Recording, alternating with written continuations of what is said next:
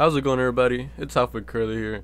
So 2023 is coming to the end, and this year in MMA has been pretty good. I think we've had a lot of amazing cards, some not so much.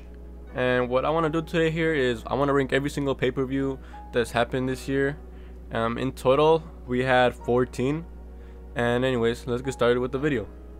But before I get started, I just want to say that this is my opinion, so if you guys disagree, it's perfectly fine. Let me know what your guys' choices are for your favorites, your least favorites, the ones that you were right, what I got wrong, what I got right. And if you guys are new around here, be sure to subscribe because I'm trying to hit 1,000 subscribers by next year. We're at 200 subscribers right now, so we're about a quarter of the way there. And yeah, this is my goal. If you guys can help me out with that, I greatly appreciate it. Anyways, let's get started. Coming in our 14th place, I have UFC 288. This was the pay-per-view of Sterling versus Cejudo. I'm not gonna lie, this one was kind of like not that exciting to begin with, and I'm pretty sure they threw Charles Oliveira in there to bring up that hype. And as you guys know, he pulled out of his fight with Beneil Dariush, and with that, the hype went considerably down. But overall, the pay-per-view wasn't that bad. We had an exciting KO from Matt Favola when he knocked out Drew Dober. Everyone was saying how Drew Dober had the toughest chin in the game, and Matt Favola just KO'd him. We also had Yan Xiaoyan. She's the other Chinese fighter in the top 3, I believe, of women's strawweight. But she knocked out Jessica Andrade, was pretty cool. Co-main event, it was supposed to be Charles Oliveira versus Beneil Dariush, but since they pulled out, what we had instead was Bilal Muhammad versus Gilbert Burns. It was supposed to be a really exciting fight because, you know, Gilbert's been like really exciting, and we were hoping he would shut down Bilal once and for all. But I think he hurt his like hand in the first round doing a takedown, and unfortunately he got dominated by Bilal. Like, no matter what we can look at it, whether he was injured or not, we just gotta look at it and say the obvious, that Bilal dominated him for those 5 rounds, and I'm pretty sure he's gonna be next for the title shot. But yeah, overall it was kind of a boring event, and that's why I put it at the bottom of my list. Coming in our 13th place, we have UFC 289, the next pay-per-view after the last one, Nunes versus Aldana. It was pretty boring, not gonna lie. I'm pretty sure that's the only reason they took Charles off of the last pay-per-view, was just to bring something to this one, and I believe it was the only really redeeming quality. The main event was like, I guess I can just say it was kind of boring, but it was extremely dominant by Amanda. And that was the night she retired, so what a good way to go out for her. She was supposed to fight, what's her name, Juliana Pena for the 3rd time for some reason, but she pulled out, and Aldana stepped up and got beat up. Charles, of course, stole the show when he came back with a statement to show that he was still in the game. He was still the #1 contender. Knocked out Beneil Dariush in the 1st round, and because of that, I put it just higher than the other one. Coming in our number 12 spot, we have UFC 286, Edwards versus Kamaru Usman 3. This was the England card, and it was pretty alright. Big standouts for me was the war that Justin Gaethje had with Rafael Fiziev. A lot of people were going into here thinking that Rafael, the younger, quicker, more explosive lightweight, would come in and knock out Justin because people were saying that his chin is suspect and he doesn't have the smartest fight IQ. But Justin came in and showed how he has the more experience than him, and kind of just pieced him up for the 3 rounds, and it was very exciting. Probably one of the contenders for fight of the year. We also had Edwards being, the fight wasn't too exciting with Usman, but it was dominant. He showed that he is the champ, and the head kick wasn't a fluke, even though he did kind of have moments where he cheated, but hey, he showed that he is the champ, and that's all that matters. So pretty alright event overall. At number 11, we have UFC 293, Izzy versus Sean Strickland. It was supposed to be Dricus du Plessis after he TKO'd Robert Whittaker at UFC 290, but of course we all know that Dricus got injured and had to pull out, and of course the only man who could possibly step up, because Izzy lapped everybody, was Sean Strickland. And before the news that Sean Strickland stepped up and was gonna fight Izzy, I think we were all a little bit worried because the fight, like the card wasn't looking that amazing. None of us was really excited for it. But we had a couple good takeaways. Justin Tafa got an amazing KO. Manel Kopp, he was supposed to fight Kai France, he pulled out. He fought, I believe it was like Charles Oliveira's like teammate, because he had the bleached hair and was from Brazil, and they had an absolute war. It was amazing. Unfortunately, Tai Tuivasa, he got subbed by Alexander Volkov with, I believe it's called an Ezekiel choke. I've never seen that in person, so it was pretty cool. And of course, the main event, Sean Strickland with one of the biggest upsets like I've ever seen. I don't know, I think that whole thing was like a little bit weird, just because like leading up to the event, I was like thinking about betting, because like everyone and their mamas was thinking that oh, Izzy's just gonna destroy him, head kick KO or something like that, because you know Sean doesn't have, like, they were saying that he didn't have the best defense, and that he was gonna like not see which kick was gonna go to the body and which kick was gonna go to the head. And on DraftKings they had like this promotion where basically if you had Izzy to win, they would change the odds, like a boost, to make him an underdog, so you would like win money. You know, it's like, oh, what, seriously, let me put my money on there. And I put a little bit of money on it. And then I watched the pay-per-view, and Izzy just got dominated. Ever since that first round knockdown, it was just pretty much over from there. I was a little sad that I lost money, but I was like, oh my god, he actually did it, because I'm a fan of Sean Strickland. I think it's funny. He does some little questionable stuff, but I think it's entertaining. But yeah, it was a pretty okay event. Coming in our 10th place, we have UFC 283, Glover Teixeira versus Jamal Hill. This is the Brazil card in January, the first card of the year. And this is kind of, I believe this was put together like last minute, because the month before, in December of last year, we had Jan Blachowicz versus Ankalaev for the vacant light heavyweight title. And of course they had like a draw, and Dana White was pretty mad. And so then he was like, we're going to have Glover versus Jamal headlining next month. And I was like, okay. But yeah, because before that I didn't even remember this fight being announced. But yeah, other noticeable things was the Bonfim brothers exciting debut. Gilbert Burns was on this card. He came back and submitted Neo Magny. Moreno gets his belt back after 4 fights. And I think that's how the quadrilogy ended. I don't know, it was kind of weird because he just kind of hit him in the eye. But at least it's over, you know, we moved on to another contenders. And then Hill does the hate crime against Glover Teixeira. He just beats him up really bad and retires him that night. But yeah, it was a pretty alright event. Coming in our 9th place, we have UFC 292, Sterling versus O'Malley. This was Sean O'Malley's breakout performance. It had a couple of boring fights. Ian brutalizes Neo Magny. He just kicks him and tells him to get up. He could have finished him 100%, but he just wanted to keep kicking him.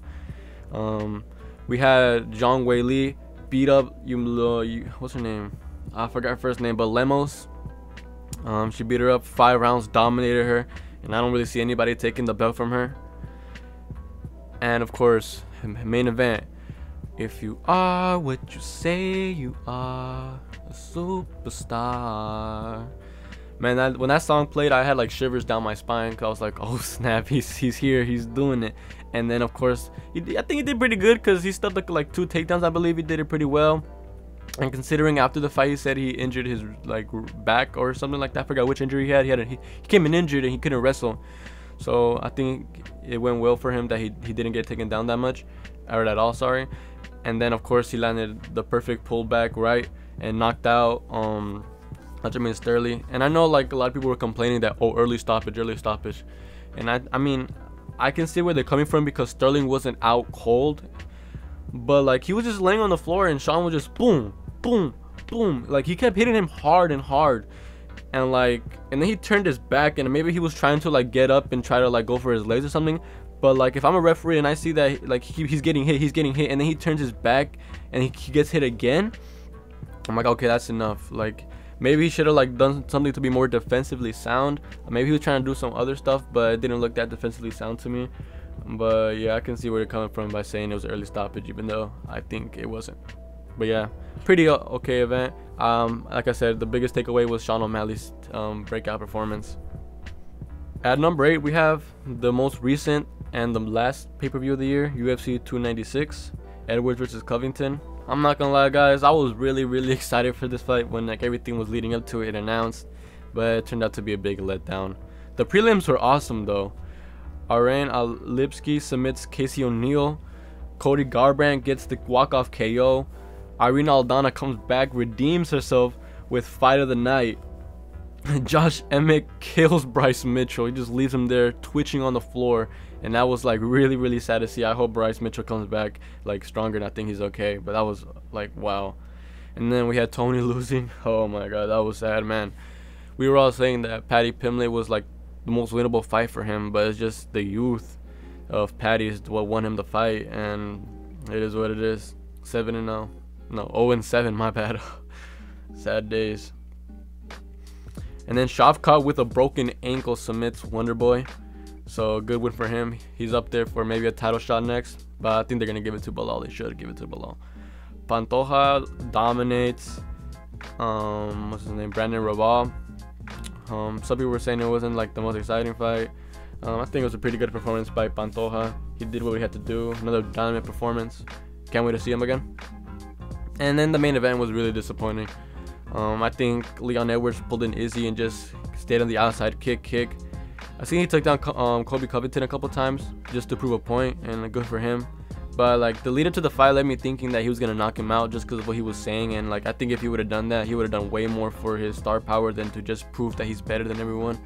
But I mean, a win is win. Second title defense. Good job. At our number 7 spot, we have Islam Makhachev versus Volkanovski 1. This was the February fight card in Perth, Australia, and it had a lot of exciting fights. Justin Tafa got an exciting KO. JDM got a pretty slick submission. Yair submits Emmett to become the interim champ. And we have the classic of Volkanovski versus Makhachev, where it was like very like close fight where people were saying that, oh, should have Volk won. I thought Volkanovski won, but I think just the biggest reason why he lost was just because of his control time. I think it was round 3 where he just like had him in a body triangle the whole fight, or the whole round, and like, you know, that's how you win fights. You steal rounds, and you know, hats off, you did what you had to do, and he won that fight. But yeah, I think it was a pretty good card. Like Makhachev versus Volkanovski is probably gonna be one of them classic fights we watch 20 years from now and be like, yeah, I was there. And immediately following it, in our number 6 spot, we have UFC 294, Volk versus Islam 2. I mean, this card was supposed to be a lot bigger, and I think it would have been higher if the original fights would have happened. But we had 2 big fallouts with Charles Oliveira and Paulo Costa pulling out in the same week. Oh man, that was like the most disappointing thing ever. And we had Volk and Usman come in, and like we were all really excited because, you know, like, oh yeah, we get to watch a rematch of that first exciting fight. And then also Usman, like we've been wanting to see Usman fight like Chimaev for like probably like 2 years. And you know, I'm pretty sure the only reason they did it was because Chimaev's weight issues and his inactivity, and yeah. But yeah, we all had a feeling that like maybe they weren't gonna do so well because it's short notice, and obviously we've seen what happened because of its short notice. Besides that, we had Muhammad Mokaev. He submitted Tim Elliott, pretty decent win, into the top 10. Said Nurmagomedov submits in round 1 with a pretty sick guillotine. Ikram, Ikram is really good. I like this dude. Even though he got KO'd by Hamza with a crazy uppercut KO, he got a really nice KO on that night. And of course we had Johnny Walker versus Magomedov Ankalaev. Man, I thought this fight was gonna be good. I was rooting for Johnny Walker because he's just such a clown. Like, not in a bad way, I just think he's hilarious. And of course they ended a no contest. I mean, they're gonna fight like in a couple weeks, I believe, January 13th, and maybe that'll be exciting. But yeah, no contest, pretty lame. And then Hamza and Usman had a very good fight. I enjoyed it. I think if they had 5 rounds, Usman probably would have won, but 3 rounds and Hamza won, so it is what it is. It's in the books. And of course the main event, we have 2 ways to look at it. Incredible KO by Makhachev. He came back and made the adjustments. Head kick, knocked out dead. And we have the other hand where we're very sad to see Volkanovski get knocked out like that. I couldn't believe it when I saw my eyes. I was like, it can't end like this. Because I'm like, I don't want to be a hater towards Islam. And the only thing I can hate on him is just because he's beating all of our favorite fighters. But at the end of the day, you got to tip your hat to him. He's an incredible fighter, and I think he truly has a stake to be pound for pound #1 in the world. And congrats to him. Alright, we made it to my top 5 favorite pay-per-views of the year. Coming in our 5th place, we have UFC 285, Jones versus Gane. And the biggest marketing thing about this fight was that John Jones is finally back after his 3-year layoff. He was bulking up to make it to heavyweight, and the time has finally come. Supposed to be Francis Ngannou, but you know, he went off his own separate ways, and good for him, I suppose. But sad we never had to see him fight John Jones, and so he had to fight Cyril Gane. Biggest takeaways for me were that Cody Garbrandt came back with a good win. Bo Nickel makes his debut, gets the submission. Jalen and Gamrot have a good little scrap. Shafkat and Jeff Neal have one of the most incredible fights I've ever seen. Absolute war. Probably gonna win like fight of the year, maybe. Is up there. And of course we have Alexa Grasso coming in with this upset submission. It was incredible. What a moment for Mexico. I've never been so happy. I was watching it live and I couldn't believe it, because we all know how great Valentina is. We were all saying how she's like kind of like falling off because she's getting old, you know, like age catches up to everybody. And she was doing pretty good that fight. It was going back and forth. I think Alexa was winning most of the boxing exchanges. But then as Valentina throws the spinning kick, Alexa grabs it and takes her down, takes her back, and of course it wasn't even a rear naked choke. It was more like a neck crank, I want to call it, just because she was putting so much pressure behind like her mouth. Like as soon as she released the choke, you could see how like much pressure was on her mouth, which made her tap. An incredible upset. And of course in the main event, a lot of people were saying, bro, I waited so long to see him submit him in like a minute. But I just want to call it, the GOAT does what the GOAT does. And yeah, pretty good win. Pretty happy John Jones came back. I'm sad that they're holding up the heavyweight division, but it was a good win nonetheless. I really enjoyed this card. Coming in at our number 4 spot, we have UFC 287, Pereira versus Izzy 2 or 4, however way you look at it. Overall, a really great card. We had Chris Curtis and Kevin Gastelum have an absolute war. Incredible fight. Christian Rodriguez humbles Raul Rosas Jr. And Raul Rosas Jr. is around my age. And I don't know if I'm sounding cocky or not, because, you know, obviously I'm not in the UFC. But I get the feeling that I could actually beat him in a fight, you know. And this is 100% just my inner hater coming out, because I feel like I have better hands than him. And the only thing he has wrestling, and I believe I have better takedown defense, and like if I could just stay on my feet, I could knock him out. But you know, let me stop playing with fantasy stuff, because you never know. I'll probably never be in the UFC, you know. But yeah, pretty good to see it humbled. Kevin Holland gets the KO versus Santiago Ponzinibbio. Rob Font KOs Adrian Yanez. It was incredible. A lot of people were counting out Rob because he was like looking pretty terrible in his last fights, and even like this year, I think that was the only fight he won. He won that one. He lost to Corey, and then he just lost recently to Davison Figueiredo. But yeah, he KO'd Adrian Yanez. Burns dominates Jorge Masvidal. I mean, I don't know what we were expecting. I mean, it wasn't the most exciting fight. Like, he just dominated him, is the best way I can put it. Retired him. And then of course the main event, they KO'd Botan. Man, bro, I was so mad that day, bro. I was at a party watching it on my phone, and I was just like in my feelings in the corner. Very sad. But yeah, very good card. I very much enjoyed it. Coming in at number 3, we have UFC 291. Okay, I'm not gonna lie, these top 3 cards were like so amazing. They could really go anywhere, but this is just, like I said, it was just like the littlest things that made me put them where they were. And for me, UFC 291, Justin Gaethje versus Dustin Poirier 2. It was very fun card. We had Roman Kopylov with the head kick KO. I like to think this was a foreshadowing to the main event. I feel bad for him, because if it wasn't for Justin Gaethje KOing Dustin with that head kick, he might have won like some type of bonus. They stole it from him, but like I said, incredible KO for him. And I think it foreshadowed the main event. Gabriel Bonfim gets a good sub. Kevin Holland submits Michael Chiesa. Bobby Green somehow submits Tony Ferguson. I couldn't believe that happened. I thought if he was going to win, it was going to be by decision or knockout or something. It was very sad. Derek Lewis with the flying knee KO. Couldn't even believe it. Poatan moves up and has a really decent win against Jan Blachowicz. I know like people like to say that it was a robbery, yada yada yada.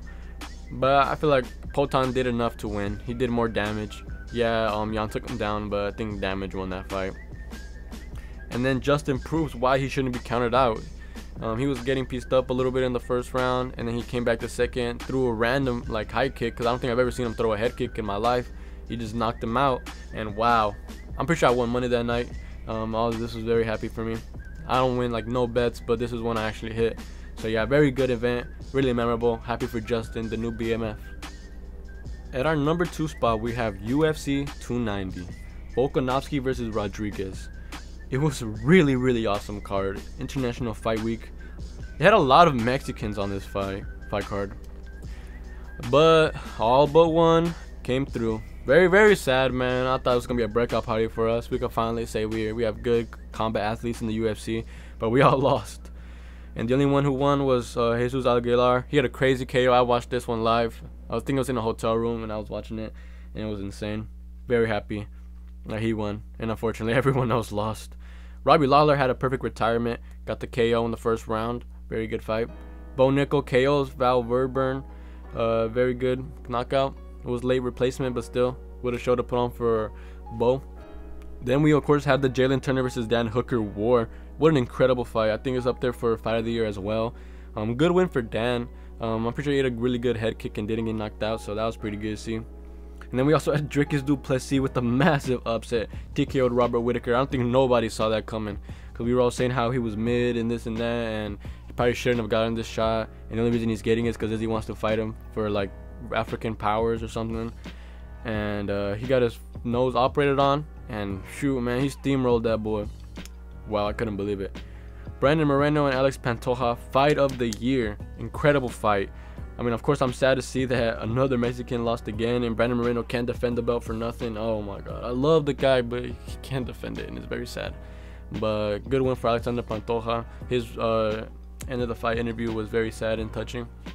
And then obviously in the main event we had Volk finishing Yair with a good bounce back. He just pretty much dominated him. I don't think Yair like really threatened him with much. I think he landed a couple of good kicks, but yeah, he finished him TKO. Pretty good win for Volk. And ladies and gentlemen, this brings us to the last on my list, UFC 295, the Madison Square Garden, Prochazka versus Pereira. Incredible fight. Madison Square Garden never disappoints, and it didn't that night either. After a rough year, Jared Gordon finally gets a good win when he KOs his opponent in round 1. Main card were all finishes, all KOs for that matter. Diego Lopez, exciting, super exciting. I love this guy. He went in there and knocked out his opponent in the first round. Incredible. Benoit Saint Denis, amazing head kick. I don't know about this guy before, but I sure know about him now. Jessica Andrade gets a good KO win versus Mackenzie Dern. It was pretty sad, but yeah, she got the KO. And then of course we had Tom Aspinall, 2 weeks notice. He pulled the Michael Bisping and came in and knocked out the knockout artist. Sergey Pavlovich was laid out, and Tom became the interim champ. What a moment. That's like probably my most memorable thing about the night. And then of course we have the main event. Alex does it and finishes Yuri to become the two-weight champion. In 1 year, he got his belt last year, Madison Square Garden, the first one, and he got the second one in the same place then a year later. An amazing card all around. All finishes. I don't think I remember the last time it was all finishes, all KOs for that matter too. And because of all of that and all the incredible finishes, it takes my #1 spot of the year. And what a year it's been, guys. So yeah, I hope you guys enjoyed the video. I did a lot of research for this one because a lot of people were complaining that I didn't do enough research for my other ones, even though I just kind of like just talking about stuff I want to. But yeah, I hope you guys enjoyed this one. I just want to give a big shout out to everybody because my channel's been popping off like never before. You guys can probably go to my old videos. I'm not going to delete them because I like to look at where we came from. I was like 15, 12, even 10 making YouTube videos, and now since I started talking about MMA, I started getting a lot of traction. And like I said, my goal for the next year is to hopefully hit 1,000 subscribers. That's my goal, and I'm gonna work for it. You know, I'm gonna try to post more and more. I know I've slacked off here and there this year. I've only had like 5 videos this year. Next year I want to have at least 52. 1 video a week is my goal.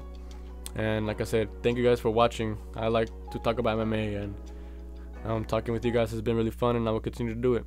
Anyways, hope you guys have a Merry Christmas. I'll see you guys in a little bit. It's Halfway Curly signing out. Peace.